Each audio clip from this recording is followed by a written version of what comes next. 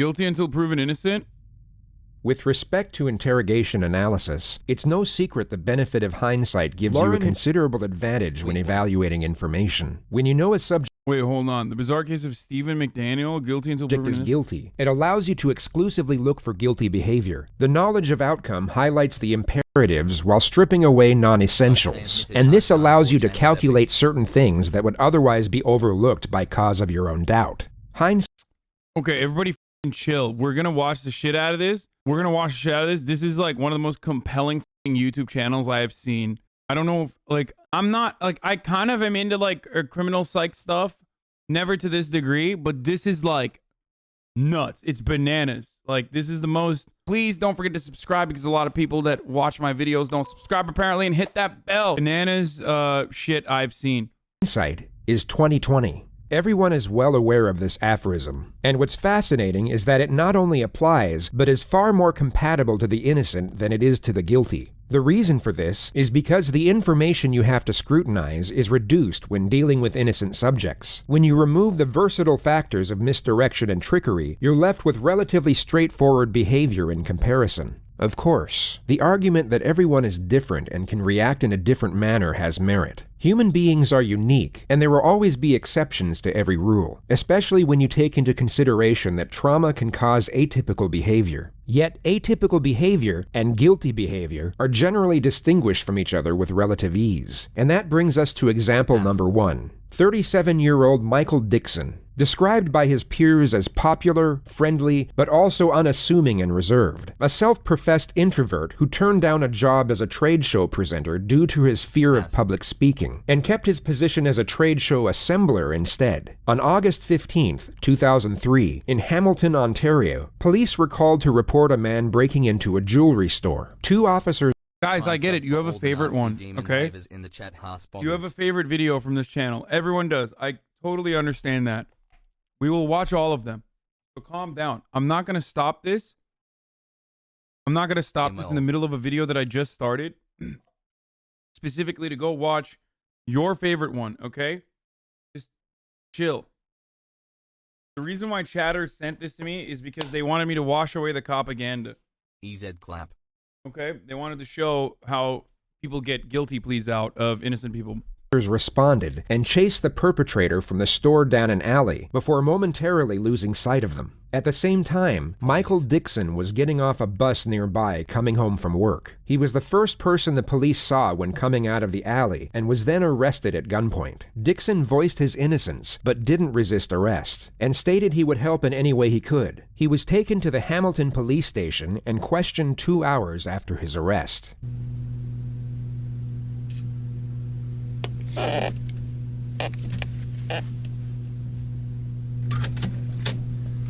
Sorry to keep you waiting, Michael. It's okay. One could advocate this as a common policing misstep if it weren't for the suspect being described as a small white man in the 911 call. As well as not being white, dude. Dixon is 6'3". This detective has either forgotten standard procedure to review the call to dispatch or for some reason decided to reject it as evidence altogether. I wonder what the reason was, chat. Chat, what do you guys think the reason was, dude? This is not even... I mean, this is an NA cop, because technically Canada, right? This is in Canada, right? Hassle. Michael is informed the room is being recorded and then read his rights. He asserts he is willing to speak with a detective and help with the investigation. Okay. Why we're here is because earlier tonight you were arrested for breaking into a jewelry store on John Street South. Now, this is literally talophobia. That's my point. That's what I was trying to say. Quite frankly, isn't an issue. The evidence I have is, frankly, conclusive and overwhelming. Okay? So I'm not even going to ask you if you did it. What I have to ascertain here is what kind of guy you are. Guys, you have to understand. The cop is colorblind. He sees no color. So who's the racist now? You, chat. You're the racist because you only see black person, white person. He sees beyond that. When he looks at people, he just sees people. Specifically this one who definitely did the crime, apparently, according to this cop. Yeah. What I have to ask. The subject maintains a forward-leaning posture and keeps his eyes both in contact and on the same level as the detective's. He displays self-confidence and poise, while it's the detective, in fact, who gives off a nervous disposition. What Michael just did is known as a non-verbal challenge in forensic psychology. So let's break it down into components. In the next moment, the detective will shift in his seat to adjust his position, and at the same time break eye contact to look somewhere in this direction. Michael's exaggerated head movement that follows isn't for the purpose of maintaining eye contact. He could maintain it while keeping his head perfectly still. It is in fact to let the detective know he is maintaining eye contact. It's a way of asserting dominance in the exchange. He is telling the detective that he is the more confident person in the room at that moment. What I have to ascertain here is everybody knows only guilty people assert dominance in interrogation. So it's not that he was super confident that he had not committed the crime. It's that you know, he was guilty. So happy what kind of guy you are. Whether this is you're like a serial burglar and this is what you're doing all the time, or whether this is a one-off thing because of the power cut and everything that's going on tonight. That's all we're here for. Okay, I understand your position. Like I say here, I didn't do it, and you've heard that a million times, I'm sure, in your career, but You're it's goddamn just... right. Ask me questions, that's all I can do is answer them, I guess. I've got no questions to ask you. I mean, why did you do it? That's basically, yeah, that's my only question. But coming from that position, and since I'm saying I didn't do it, I really don't have an answer for you except to say I didn't do it. I guess we haven't really got a great amount to talk about. Yeah, it's like I said, whether you did it or not isn't open for discussion. Okay, well. It's Why really the fuck not? You've no doubt come to notice how incredibly tolerant Michael is over the unjustness of the situation. It's crazy. It's the most unusual thing about his behavior, and perhaps what makes him an anomaly with respect to innocent subjects. So before moving on to the second phase of this interrogation, we'll show you a more common response from an innocent subject facing similar charges. This is 26-year-old Justin, falsely accused of breaking and entering, first-degree theft, and assault. He was arrested at his home and only read his rights to silence on the way to the police station. The footage will begin before the subject knows what exactly he is being charged with. In his mind, he knows he has done nothing wrong, and at this point is unaware he is about to be wrongfully imprisoned for just over 2 years.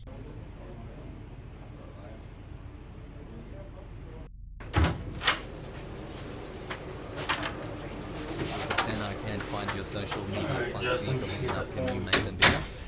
You know what I read you earlier? The 19th of February. 2 days ago, so it'll be Tuesday. Alright? About 5, 6 in the morning. Bro, I fucking hate the... Oh my god, dude. This motherfucker went to prison for 2 years, bro. Where were you at then? Are you insane, dude? And people who are saying, wait, he's white, this is what we talk about all the time. It doesn't matter. He's fucking poor, okay? And this is how the criminal justice system works. Jesus Christ, though, dude. That is so nuts, dude. You call her and ask her. He didn't go? I thought he was about to, or... Downstairs asleep. I thought he did go. Did she know you were asleep at that time? Yeah. He doesn't see the interrogators as a threat, but more of an inconvenience. He did His go. responses are short and concise. He does not seek approval. He only responds to a question or states a point. I mean, did she see you sleeping at that time? Love Y'all these never leave. videos. If I ain't Thanks doing for nothing, I stay at watching my mother's episode. house. I If supplement I'm the not application. working, I'm at home.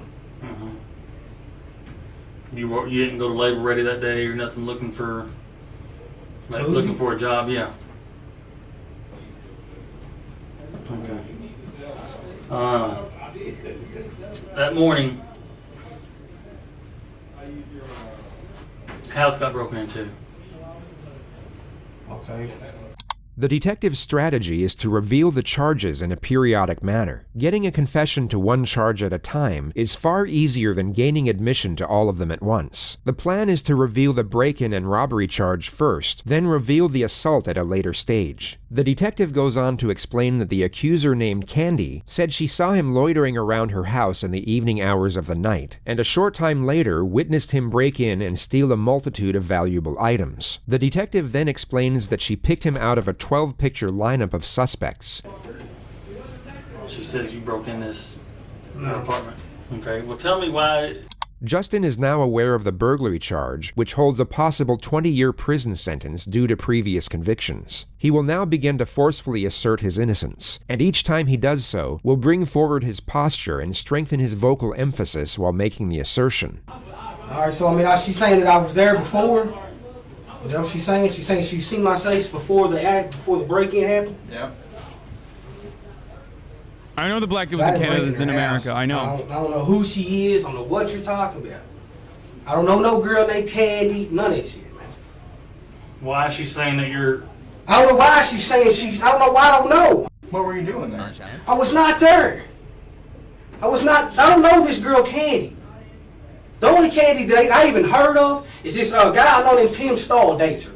The person he just mentioned was the accuser's ex-boyfriend. Okay. That's it.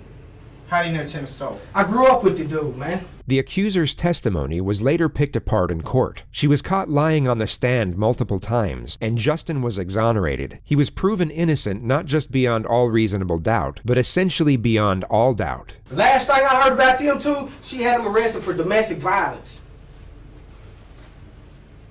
That's all I know about this girl Candy. I ain't never went in that girl's house, none of that shit. I didn't do that shit. I didn't. As God is my fucking witness, I did not do it. This level of certitude is rarely seen in people who are hiding something of a sinister nature. Even with the knowledge of how the common subject reacts and time to study and rehearse this specific behavior, it would be extremely difficult, if not impossible, to replicate it in a convincing manner under these conditions. If you found the most talented actor in the world and asked him to mimic this behavior on a movie set, he would be able to do so in a near-identical manner. Yet if you place that same actor in the real-life situation of an interrogation room, with the prospect of facing decades in prison for a crime he knows he has committed, his acting capabilities won't be anywhere near as effective. The survival instincts mentioned at the start of this video will be nullified by the burden of guilt, and the ability to perform under pressure will be significantly diminished. But to set aside behavior analysis for just a moment, focus solely on this image. Most of you watching at this point will get a sense of integrity from this picture alone, that the subject is both honest and confident in what he is saying, but still uncertain as to what the detectives are thinking or going to do, a mixture of sincerity and fear. The knowledge of outcome will have no doubt influenced this perception, yet what's intriguing is that most of you will have gotten this exact same perception completely void of hindsight. It's a hard thing to accurately explain, but it's something you can just feel. And this instinctive feeling is what the guilty have an almost impossible task at emanating. And, you know, when you say he didn't have a weapon, he's on the ground, and you put something up on the thing and then gets out. I thought it was a shotgun. I mean, what are they saying? So I fought with her, so now, I mean, they're saying, okay, I fought with her, so I must have killed her. I mean, come on. I mean, that's... Oh, Jesus Christ. You're being arrested for soliciting to commit murder. You attempted to hire someone to kill somebody else. And that's why you're here, and that's what you're getting charged with. Okay, no. You don't understand? Or... No. Bro, I don't know who the fuck you are. I don't understand why you think, like, this is Big Boss Bose's content. Wait, why can't I fucking delete this person? Okay, well, like... Just mods clap this fucking weirdo, okay? No, I don't. I just invincible here. Okay, well I'll just restart my Chatterino so I can actually fucking clap them. Play Minecraft. There you go. What was it? Midwestern what? Pogo.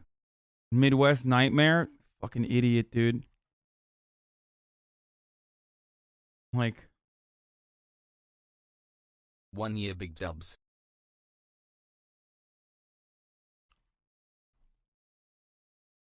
Imp Andy over here got fucking comstered for Yeah, there you go. Well, I mean, let me unban. Let me unban just so I can ban him again. Okay, are you guys happy? There it is. I never did that. Why should I believe you? Because I'm a very trustworthy person, and the people that do know me, they know how I'm a calm person. I am not an argumentative person. I'm a low-key guy that's quiet. I'm not about confrontation. I'm not about anything that elevates to that level. I mean, you can, like, if someone like yells at me, screams at me, I just take it and I just try to get it by the wayside and get it back to where it's a cool, like, just a cool conversation to where, like, none of that gets to that height. Because I am not that person. Is this Chris Watts? Is that the guy who was like that you guys want me to watch? Because I went in that girl's house. None of that shit. I didn't do that shit. I didn't. As God is my fucking witness, I did not do it. I did not do it, man. I did not do it. So now we got it clear that you do know a Candy. No, I don't know the girl. I ain't going to that girl's house, man. God is my witness. I did not go in that girl's house, man. I used to be a piece of shit when I got out of the fucking penitentiary. I told myself I wasn't going back. I ain't done nothing but work my fucking ass off the entire time I've been out. Can you prove, other than you saying you did not, is it that morning? What can you tell? How can you prove to me that you were at home? All you gotta do is call and ask my mother. So you're telling me you didn't step foot out of the house? Not 1 foot. Tuesday. Wait, did they not call her mother? The his detective mother then for an goes alibi? on to reveal Justin is accused of assaulting the supposed victim during the robbery. Take a vanity mirror and you hit her over the head with it and you guys fight. And she got injuries. No, man. Hell no, man. Get her goddamn boyfriend, Tim Stone, in here and question him about her goddamn injuries. Look at that straight right there. This sounds like it's a goddamn thing that fucking her boyfriend, Tim Stone, done fucking done something to her, and now they're trying to put it on me. That's I know that's what the fuck this is. And look, I mean, to be fair, if I was a cop, I'd be like, why are you trying to solve my case for me? You know what I mean? I'd be a fucking, I feel like cops at this point, like, he's being combative, he's being aggressive. They literally already, like, think that, they probably already think that he's, like, wrong because they're now annoyed. We all know how fucking cops are. We all know how cops are to begin with. Like, they get really fucking extra when they feel like their authority is being questioned. You know what I mean? It's a big part of, like, Hassan, you're becoming pro cop. Stop. No, I'm not saying they're. How is anything I said pro cop? I'm literally saying they act out of, like, unreasonable. They act out in, like, unreasonable ways when they feel like their authority is being questioned. It's not a good thing. That's a bad thing.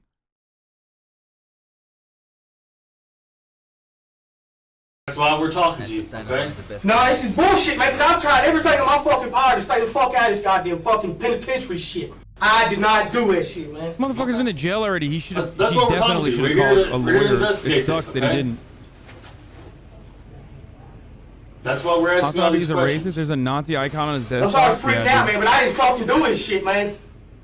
I'm fucking shaking. I did not fucking do this, man. Justin had already served 3 years in prison for a robbery in his early 20s. He more than likely knew the reassuring tone of the investigator wasn't a good sign. Although slightly more animated than the average person, this form of aggression is a commonplace response from the innocent being directly accused. He comes off aggressive, but in a defensive manner. He is not being hostile, but highly combative when professing his innocence. His conduct is totally justified considering the circumstance. When facing a considerable amount of time in prison for something you didn't do, this level of anger is warranted. So when compared to the forgiving composure of Michael Dixon, the extraordinary nature of his behavior becomes even more pronounced. I really don't have an answer for you except to say I didn't do it. I guess we haven't really got a great amount of talking about. Yeah, it's like I said, that whether you did it or not isn't up for the discussion. Okay, well, it's really not. There's a number of witnesses. Great. One of whom had a video camera. Perfect. Yeah. Okay You can then. take Well, that's photo. relieving. That's So- relieving, to be quite honest. Yeah. So view the video camera. I have. Okay. That's why your guilt isn't in issue here. That doesn't even make sense to me. Because if I'm on the video camera, That doesn't make sense. You have a video camera that shows me? Yeah. That doesn't make sense. It makes perfect sense to me. We'll have to, I guess, I have no choice but to get a lawyer then, if this is the kind of thing you're going to go through with me. This isn't going to go away. You're charged with breaking in. You will be charged tonight. Okay. You will be going to court in the morning. Perhaps the most upsetting moment, considering the fact that we know this man is innocent. You can see the fear emerge in his eyes as he realizes he won't be going home after this interview. Charged with breaking in with intent. Okay, that's what's going to happen right now. We're now given an insight into Michael's introverted personality. He is noticeably afraid of what lies ahead, yet reacts to the situation with reasoning and intuitiveness. Rather than explode into emotion like the more extroverted personality, he instead processes the moment and then responds to it from an analytical position. Can I ask you something? Okay, are you just making this up that you have a video camera so you see how I react? Because it goes that if you're saying, okay, hear me out for a second, please. If I am guilty, as you believe, because you have me on video camera, then okay, we'll go through the procedure. But I'm saying, I'm trying to call your bluff here, because since I know I didn't do it, there's no way I can be on the video camera. Well, like I say, it's not a game of poker. Okay, well, I've got nothing to gain from that. I'm not trying to give you a hard time, all right? You know what? I've got nothing to gain from that either way, which is why I'm not asking you. What's up with this dude's accent, bro? Automatic L.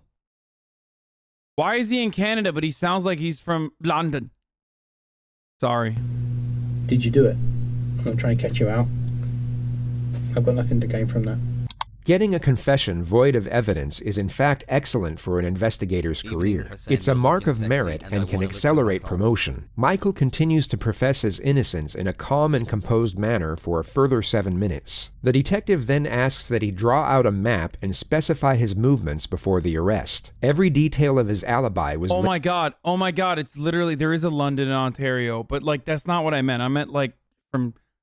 fucking the UK. Later proven to be 100% accurate. Like I said, that's not what I meant. On the Chad. information I've got, you're going to be charged tonight with breaking in. However, I do have a duty to make sure that the truth is, and the truth, basically the truth is paramount, and the true version of events is paramount, and I have a duty to investigate all of this, and I will investigate. I assure you, I'll investigate this story thoroughly. And hopefully I'll be able to find something here which will either prove or disprove what we've discussed tonight. Okay. Problem is the speed at which this is going. Like when I was on the ground, I was saying, go quickly to the terminal. I have like 6 or so guys around me, like talk to the bus driver, I can't comment on things that happen in the scene, unfortunately. But now I'm left hanging, right? Now I'm looking at this. I mean, this is basically on the evidence I've got. This is the only course of events that can take place right now. But I will certainly make sure that this is looked into thoroughly. I can give you my word on that. That's my duty. That's what I have to do. Okay, I trust you will. I mean, you already asked for a lawyer. Anything beyond this point is just him like work at 8 a.m. You're not going to be able to be able to walk. I know I'm not going to be able to, but I like to phone ahead. I can arrange that you get the phone call to let someone know that you're not going to be at a place. Yeah. So I'm hanging out in that room till 10? No, we'll be taking you downstairs to a larger custody facility which you have downstairs. That's open. Well, it's not the most pleasant place in the world, but it's only for a few hours. Okay. Okay. From court tomorrow, what happens there? In Canada, they can keep asking if you after you request a lawyer. Wait, really? What the fuck, Canada? What the fuck's wrong with you guys? I don't know. Okay. Well, wait, is that a lie or is that for real? I will look into all of this. I trust you will. Yeah. I trust you will. I'll make sure we got the whole picture. Okay. Okay. Well, thank you, I guess. Okay. You're not in an enviable position, and I understand the process. I'm not satisfied with it. That's what I'm saying. I don't expect that you're going to be happy with it. And I'm thinking, I have no disrespect to you, but I know someone in this chair has probably lied to you a million times, right? So I'm thinking, what can I do to convince you? I tried to give you the information. You've been very good with me, and I try and treat everybody as an individual. Okay. My main aim is two things: is that you get your rights. That you're That's literally a racist self-report. That's exactly what racist motherfuckers say. Aside from the fact that the actual suspect on the report is a white person who's 5'3". You know, that's the number one reason. But like, that's the number one thing that racists love to say is, I try to treat people as individuals. You're entitled and the content of their under character. The Constitution of Canada. And not all cops are racist, you lunatic. First of all, even if that is my point, which it isn't, that's not what I said. But it doesn't matter because this cop absolutely is a fucking gigantic racist, you dumb fuck. He literally is like, no, you are 1000% the person that we're looking for when the suspect that they're looking for is 5'3" and white. You fucking idiot. Like, how are you gonna, that's a point that you can like try to argue in like some of these other instances, you know, good luck. But like in this one, you just can't. Like, this is the definition of a racist cop that's like pinning a crime on a black dude because he's black. That you're treated decently, and the truth comes out. The truth eventually did come out, but the suspect wasn't treated decently. He was kept in jail for 3.5 days before a separate investigator looked into his alibi witnesses and checked surveillance of the area in question. He was then exonerated immediately. A civil trial ensued, and Michael was awarded $46,000 in punitive damages. Nice! The interrogating officer and 3 other investigators were all demoted and suspended without pay. Just demoted? Are you fucking kidding me? Dude, that's crazy that it's like, execute reacts to guilty until proven innocent. That's crazy that that's like, that they just got demoted. Fucking cops, dude. Literally all around the world, cops are the same. And he only made 46K out of this. That's crazy. Okay, boys. I mean, which one? Which one should we look at now? Watch the Jennifer Pan video.